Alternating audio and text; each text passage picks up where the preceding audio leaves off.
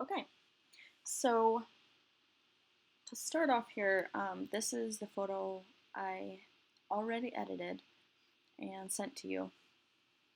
So this is what I'm going to be working with. I already figured out what I'm going to do, I'm going to adjust all these colors and everything else. And so for right now, I'm just going to kind of walk you through what I already did really quickly. So I'm going to go to this. This is the original edit. That's the original edit.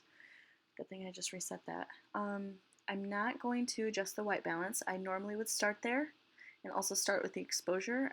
However, you have that done perfectly. I'm not even going to touch it. It looks great. I'm just going to do the more artistic edits here. I'm going to bring the contrast up in this photo. I'm going to bring the highlights. Okay, so for highlights, shadows, whites, and blacks, I actually edit these ones by using this histogram. So here's the exposure. If you look right here, you'll see exposure, shadows, blacks, highlights, and whites. A good rule of thumb is to just bring the shadows and blacks in towards the center and whites and highlights in towards the center. So I'm going to pull the shadows a little bit at about 16, and I'm going to pull the blacks up to about 39. And highlights I will bring down to 57. For this photo, it's done very well. If you have a photo that is a lot brighter, maybe it was shot at a different angle, or the sun, you might want to bring your highlights down even more. Sometimes I take them all the way down to 100.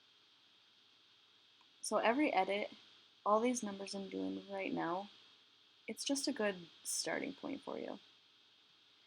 And you can adjust them as you need to for the photo, because it's not like a one size fits all.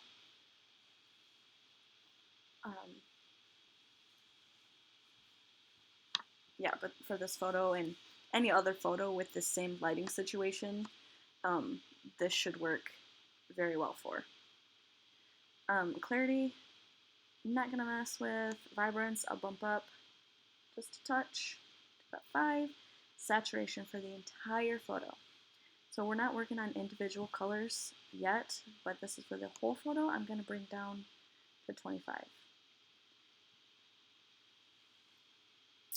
Tone curve, we will come back to that at the end because this is where the magic happens. I would really look into that if I were you, like research the tone curve a little more and just play with it, mess around with it.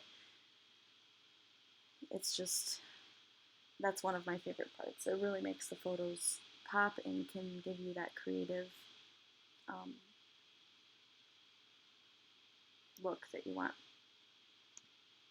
So we're going to start with hue for each individual colors. Hue is just the color of the red. So this is on red. This is the color of red we want. So if you look at her lips and a swing, we're making them pink, but we're not changing the grass. Or her shirt. Or we're making them orange, but her shirt is still pink. And the grass is still green. So it's just messing with the individual color. I'm actually going to bring this down to about 9. The orange, I'm going to bring down to 5. Yellow, I'll bring down to 20. And the green, I'm going to bring up. I always slide the green right because I think it gives it more life. I don't like the yellowy green colors. I think it makes it look more dead, but honestly, I don't know. You can mess with that and see what color green you prefer. I always slide it right because I like that aqua color. I'm going to bring this down 6, bring this down 7, and I'm going to bump purple and magenta up to 25. And then we're going to move on to saturation. And this is just the individual color, how extremely bright we want the color or how we want it to desaturate it. The red I'm going to bring up. That's the only one I bring up because, I don't know, I like red. I kind of like when red pops. You don't want it to be too much, but I like it. This is going to be -13. Yellows and greens, I take down a ton. Because I really like the look of it. Bring that down to 20, maybe that 3. And I'll bring these down quite a bit as well. Okay, and then we're going to go over to the luminance. And this is just the brightness of each color. So if you pay attention to her eyes, they're super bright and they're super dark. I don't usually mess with eyes because I want them to look as natural as possible. So for luminance, I'm only going to adjust it a tiny bit, bringing the orange down, the yellow up, and the green up just a bit. So we're done with the colors. Now we're going to work on the highlight colors and the shadow colors, the split toning. For the highlights, I want the hue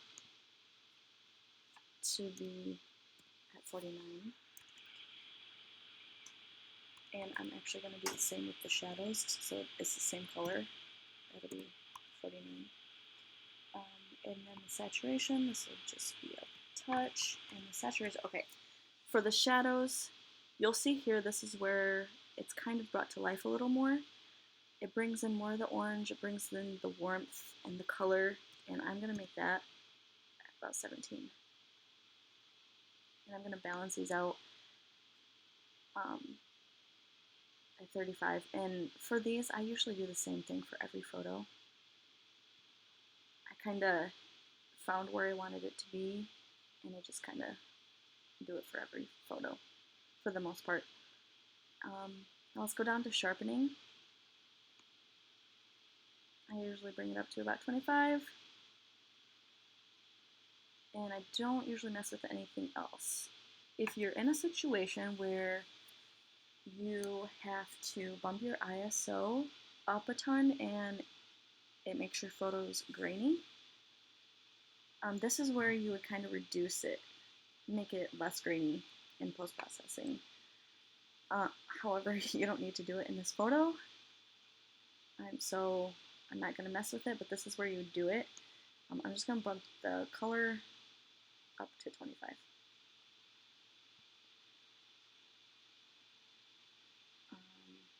You don't need to do any lens corrections or effects. I'm not going to do a vignette. If you want to do a grain, because I do like the looks of just a little bit of grain sometimes, I'm not going to do that with this photo. And then,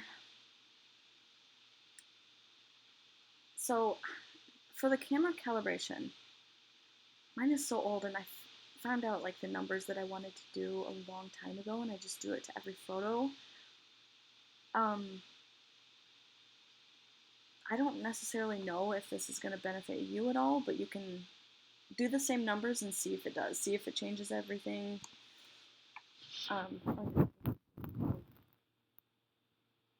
What I always do. So I bring the tint down to 5. And once you've done this for so long, you'll kind of know what you're doing and know what you need to do and how to adjust it. So I'm going to bring the red up to 30 because I want it to be more orangey red. And then the saturation to 10. And the green, I always move it, slide it right because I like that color. Saturation, I'm going to bring down just a bit. And the blue, I'm going to bring down. Don't get too overwhelmed with all of this stuff. Honestly, you probably don't even have to touch it.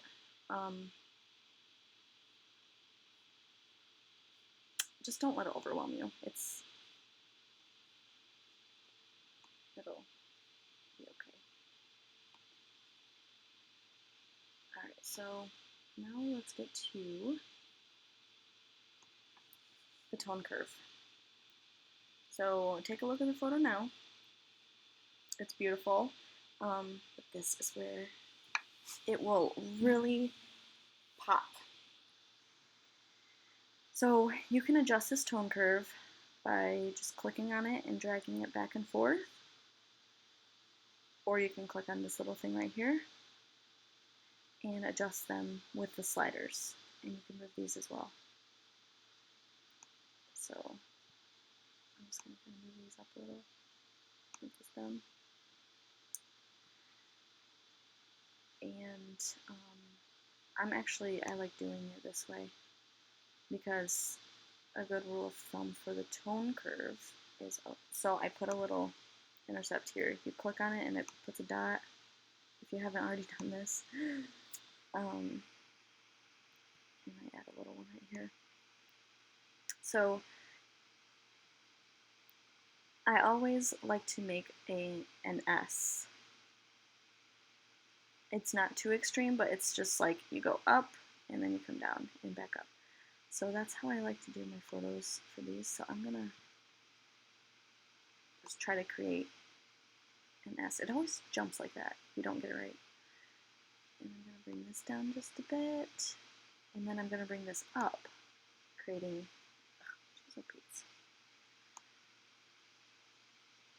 that S. And this down, this down. And this is where the matte finish, like if you want a matte finish on your photos, this is where this comes in. It's basically just this right here. So that makes the blacks normal and black, and this kind of, if you can see her hair, it gives it that matte finish. So depending on how much you want of that, you want to adjust that right there. And same with her skin in the highlights. So pay attention to her skin. And I mean, bringing it down, I don't know if you can see it on here, but it just mutes the highlights. Oh, you can see it a lot in her shoulder. It keeps jumping on me, so I'm adjusting it there. Anyway, I have never gotten this tone curve the same exact way twice, so it's just kind of, just mess with it, play with it, see what looks good for you. I always make it look like have a little S shape. And right now, I would be pretty much done with the photo. You can give it a little more contrast by bringing that down if you want, a little more depth in the photo, but for the most part, I'm done. And now, so I don't have to do everything again, I don't know if you've learned this trick or not, create your own preset. So over here are the ones I've already created. I already did yours right here. I saved it, but I'm going to do it again to show you. So I'm going to go to up here to develop, new preset, and then I already created one named Emily. So I'm going to put Emily 2.0, whatever folder you want it in, and then I think it already has all these clicked for you, and I leave it as it is. I do not click these ones because I don't want it to copy any of the scaling or the transformations, because if I had to crop the photo, it just messes other photos up. Not every photo needs to be cropped, so you don't want to really mess with that. It's basically copying, and then you create it. And then I'm going to reset the photo, and I'm going to click on Emily 2.0, and it just did everything for me. This is the best feature, one of the best features in Lightroom, is pretty much is copy and paste. So there we have it. we're good. So there's, oh crap.